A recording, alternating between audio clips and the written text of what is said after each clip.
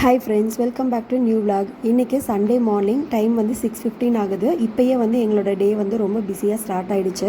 Fridge வந்து நேற்று தான் டெலிவர் ஆகிருந்தது. அதை செட் பண்ணிவிட்டோம். அந்த பாக்ஸ் இன்னும் இங்கேயே இருக்குது. நேற்று வந்து செடி வாங்கிட்டு வந்திருந்தோம் அப்படின்னு வந்து சொல்லியிருந்தேன். அதை தான் வந்து காலையிலேயே நடுறதுக்கு ஆரம்பித்தாச்சு. 8 o'clock வந்து ஒரு ஃபங்க்ஷன் கிளம்ப வேண்டியது இருக்குது. அதுக்கு முன்னாடி எந்த அளவுக்கு செடி நட முடியுமோ அதை எல்லாத்தையுமே நட்டுட்டு அதுக்கப்புறம் ஃபங்க்ஷன் கிளம்பலான் இருக்கோம்.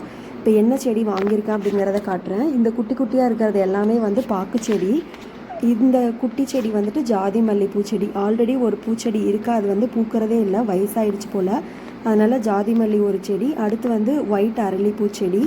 ஆல்ரெடி வந்து பிங்க் கலர் இருக்குது, அதனால் ஒயிட் கலர் வாங்கியிருந்தோம். அடுத்து குண்டு மல்லி செடி, சிங்கிள் லேயர் இருக்கிறது.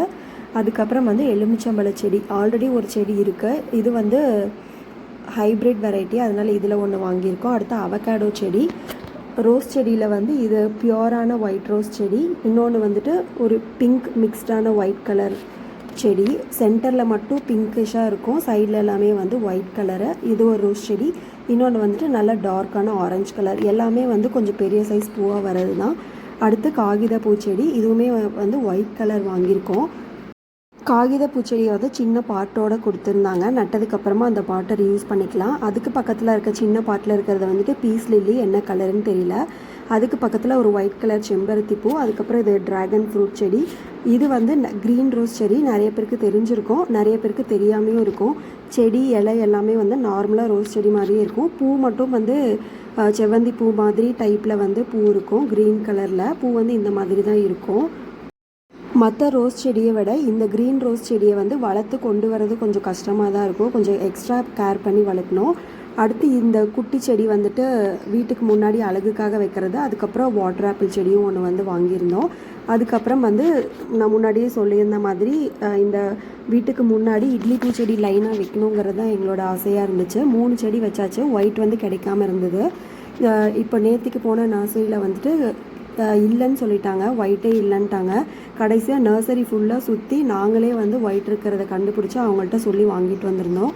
நல்ல பெரிய செடியாகவே இருந்தது. அந்த சாண்டில் கலர் செடிலாம் வச்சு ஒரு 1 இயருக்கு மேலேயே, 1.5 வருஷத்துக்கிட்டே இருக்கும். அதை விட இந்த ஒயிட் கலர் செடி வந்து பெருசாகவே இருக்குது.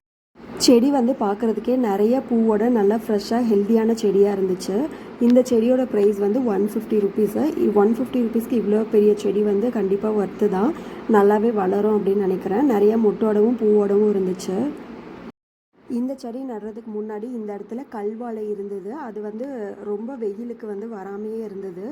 அதனால் அந்த கல்வாழை எடுத்து வேறு ஒரு இடத்துல வச்சுட்டு இட்லி பூச்செடியை வந்து இங்கே வச்சாச்சு. ஸோ லைனாக 4 கலரும் வந்து லைனாக வீட்டு முன்னாடி இருக்கட்டும்ன்ட்டு இந்த செடியை நட்டு முடித்ததுமே ஒரு பெரிய ரவுண்டாக போட்டு விட்டு ஃபுல்லாக தண்ணி விட்டாச்சு.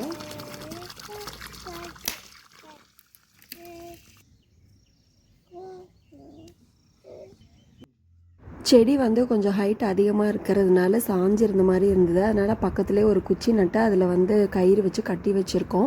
இந்த மாதிரி குட்டி செடியாக இருக்கும் போதே பண்ணோம் அப்படின்னா தான் வளரும் போதே ஸ்ட்ரைட்டாக வளரும். இப்போ ஃபர்ஸ்ட் இருக்க செடி எல்லாமே உங்ககிட்ட காட்டுறேன். இது வந்து லாஸ்ட்டாக கொஞ்ச நாள் முன்னாடி வச்சது, ரெட் கலரு. இது வந்துட்டு சாண்டில் கலர். இது வந்து சூப்பராக பூத்துக்கிட்டுருக்கு.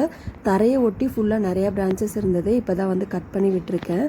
இது வந்து பாதானிக்காய் செடி. இதில்குள்ளே வந்து பாதாம் மாதிரியே பருப்பு இருக்கும், அந்த செடி தான் இது. இது வந்து காய் வருதோ இல்லையோ இதில் நிழல் வந்து சூப்பராக கிடைக்கும். 4 சைடும் பிரான்ச் வந்து சூப்பராக வளரும். அந்த செடி வச்சதுக்கப்புறமா கொஞ்சம் டைம் இருந்துச்சு ஃபங்க்ஷனுக்கு கிளம்புறதுக்கு. ஸோ ரோஸ் செடியை மட்டும் வச்சிடலான்னு சொல்லிட்டு காம்பவுண்டு ஒட்டியே இருந்த ஸ்பேஸில் வந்து ஆல்ரெடி நிறைய ரோஸ் செடி இருந்தது. பட் எல்லாமே வந்து பெயிண்ட் அடித்ததுக்கப்புறமா அதோட ஹீட்னால எல்லாமே வந்து செத்து போச்சு. அதனால் இப்போ நியூவாக வந்து 3 செடி மட்டும் வாங்கி வச்சுருக்கோம். இது எப்படி வளருதுன்னு பார்த்துட்டு தான் மீதி வந்து வைக்கணும். ஓரளவுக்கு ஸ்பேஸ் எல்லாமே வந்து செட் ஆகிடுச்சு. அதனால் கரெக்டாக கொஞ்சம் ஸ்பேஸ் விட்டு சென்டராக ஹீட் வந்து படாத மாதிரி தான் வச்சுருக்கோம். பெயிண்ட் அடிக்கிறதுக்கு முன்னாடி இந்த தொட்டிக்குள்ளே இருக்கிற நிறைய செடி வந்து சூப்பராக பூத்துட்டு இருந்தது. ஒயிட் ரோஸ்லாம் நல்லா பெரிய பெரிய பூவாக வரும். சில டைம்லாம் 4-5 பூலாம் வந்து ஒரே நாளில் பூக்கும். அந்தளவுக்கு சூப்பராக பூத்துட்டு இருந்தது. எப்போவுமே காலையில் 7 மணிக்கெல்லாம் நல்லா சுல்லுன்னு வெயில் அடிக்க ஆரம்பிச்சிடும். பட் இன்றைக்கி வந்து காலையிலேருந்தே க்ளவுடியாகவே தான் இருந்தது. சன்னுமே வந்து ரொம்ப லேட்டாக தான் தெரிஞ்சுது. ஸோ க்ளவுடியாக இருக்கிறது வந்து கொஞ்சம் ஈஸியாக இருந்தது செடி வைக்கிறதுக்கு. ரொம்ப வெயிலாக இருந்ததுன்னா வைக்கிறதும் கஷ்டமாக இருக்கும், செடிக்குமே அது வந்து வளர்கிறதுக்கு கஷ்டமாக இருக்கும். ரோஸ் செடி நட்டு முடிச்சுட்டு எல்லாருமே கிளம்பி ஃபங்க்ஷன் போகிறதுக்கு வந்து டைம் கரெக்டாக இருந்தது. ஃபங்க்ஷனில் கிளிப்ஸ் எதுவுமே நான் வந்து எடுக்கல. ஃபங்க்ஷன் போயிட்டு வீட்டுக்கு வந்து ஒரு குட்டியாக ரெஸ்ட் எடுத்துகிட்டு மதியம் போல் ஒருத்தவங்க வீட்டுக்கு ஒரு பாட்டி தாத்தாவை பார்க்குறதுக்காக கூடவே வந்துட்டு சாமிக்கு பட்டெடுக்கிற ஒரு வேலையும் இருந்தது. அதனால வழக்கம் போல் குருரெட்டியூரில் இருக்க ஜெயலக்ஷ்மி கிளாத் ஸ்டோருக்கு வந்தாச்சு. சாமிக்கு தேவையான எல்லா கிளாத்ஸுமே வந்து எல்லா மெட்டீரியல்ஸுமே வந்து இங்கே கிடைக்கும். நாங்கள் வந்து இந்த டைமும் வந்து சாமிக்கான பட்டாக இல்லாமல் நார்மலாக எல்லாருமே கட்டுற மாதிரி பட்டு சாரீ தான் வந்து பார்த்துட்டு இருந்தோம். நடுவில் வந்து இந்த baby pink colour digital print sari வந்து எனக்கு ரொம்ப பிடிச்சிருந்தது. பட் வந்து வாங்கலை, சும்மா தான் வந்து பார்த்துட்டு இருந்தேன். முகூர்த்த சீசன் வந்து ஆரம்பிச்சிருச்சு போல். சண்டே அப்படிங்கிறதுனால என்னன்னு தெரியல, கடையில் வந்து செம கூட்டம். எந்த செக்ஷன் போனாலும் வந்து அவ்வளோ கூட்டமாக இருந்தது, நிற்கிறதுக்கே கேப்பே இல்லை, அவ்வளோ ஒரு கூட்டமாக இருந்தது. ஃபைனலி வந்து இந்த பட்டு சாரீ தான் வந்து சாமிக்காக சூஸ் பண்ணியிருந்தோம்.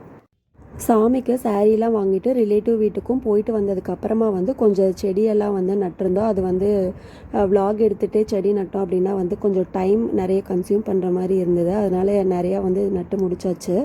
என்னெல்லாம் நட்டிருக்கோம் அப்படிங்கிறத அதுக்கப்புறமா காட்டுறேன். இப்போ வந்து ரோஸ் செடி எல்லாமே நட்டதுக்கப்புறம் கொஞ்சம் லைட்டாக வெயிலுக்கு வந்து வாடின மாதிரி இருந்தது. சரி ஃபஸ்ட்டு பூ ஏன் வேஸ்ட் பண்ணோன்னு சொல்லிட்டு பூ எல்லாத்தையுமே வந்து கட் பண்ணி எடுத்துட்டேன். ஒரு 2 இலையோடு சேர்த்து தான் வந்து கட் பண்ணி எடுத்திருந்தேன்.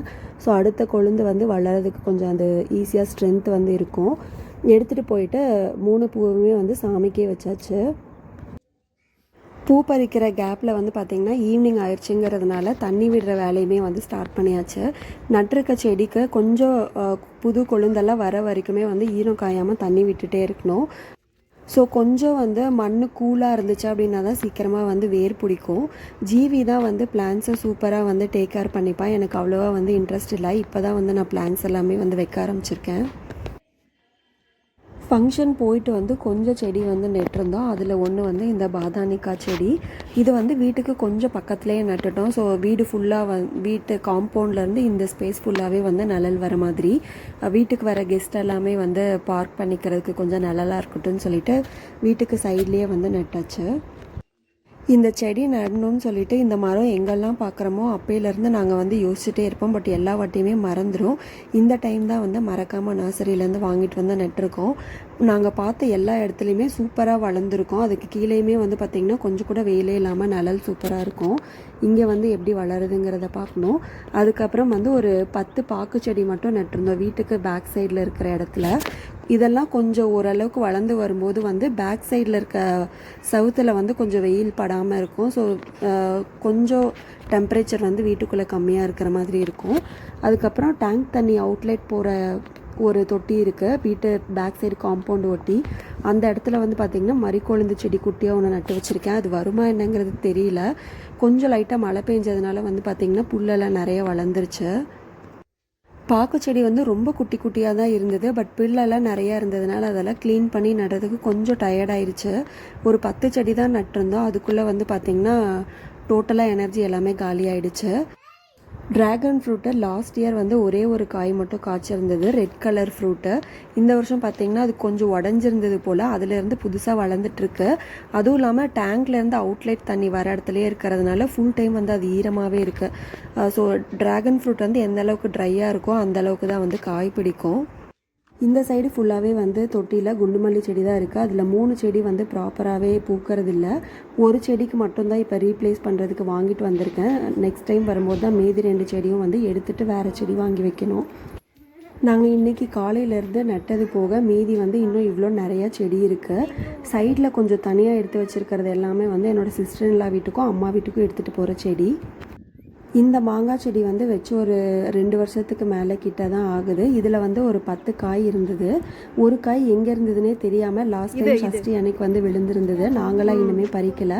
ஃபர்ஸ்ட்டு வந்து மாம்பழம் வந்து செடியிலே பழுத்திருந்தது. சரி வெண்பா குட்டி வச்சு சென்டிமெண்ட்டாக பறிக்கலாம்னு சொல்லிட்டு தான் வந்து வெண்பா குட்டியை கூப்பிட்டு வந்து பறித்தா. அவளை வந்து பிச்சு பறிக்க தெரியல. கொஞ்சம் ஹெல்ப் பண்ணி ஃபர்ஸ்ட் மாம்பழம் வந்து வெண்பா குட்டி தான் பறித்தா. பத்தியா? எஸ். அப்பாட்ட கொடு, அப்பாட்ட. தள்ளி வா, அது வேண்டாம், அது வேண்டாம். ஒரு மாங்காய் பறித்த எக்ஸைட்மெண்ட்டில் பக்கத்து செடியில் இருக்க குட்டி மாங்காயெல்லாம் பறிக்க போயிட்டா. இந்த செடியில் வந்து நிறையா காய் இருந்ததுனால பார்த்திங்கன்னா பிரான்ச் எல்லாமே வளைய ஆரம்பிச்சிருச்சு. கொஞ்சம் ஓரளவுக்கு குச்சி நட்டு சப்போர்ட்டுக்கு வந்து வச்சுருக்கோம். இருந்தாலும் காய் வந்து கொஞ்சம் பெருசாக அந்த குச்சியுமே வந்து தாங்கலை. 2 மாங்காய் மட்டும்தான் கை சைஸ் அளவுக்கு வளர்ந்துருந்தது. இது வந்து லாஸ்ட் இயரே ஒரு மாம்பழம் வந்து பழுத்திருந்துச்சு. மல்லிகை வெரைட்டி, இது சூப்பர் டேஸ்ட்டாக இருக்கும். பெங்களூரில் வந்து இது நிறைய கிடைக்கும். நாங்கள் வந்து ஃபர்ஸ்ட் டைம் வந்து பெங்களூரில் தான் டேஸ்ட் பண்ணியிருந்தோம். இந்த பிரான்ச் வந்து சாஞ்சிருந்த இடத்துக்கு பார்த்திங்கன்னா பெரிய குச்சியாக வச்சு சப்போர்ட்க்கு வந்து கட்டிகிட்டு இருக்காங்க. இன்றைக்கி vlog இதோட முடிச்சுக்கிறேன். இனி அடுத்த vlogல மீட் பண்ணலாம். அது வரைக்கும் பாய், ஸ்டே டியூன்ட். தேங்க்யூ.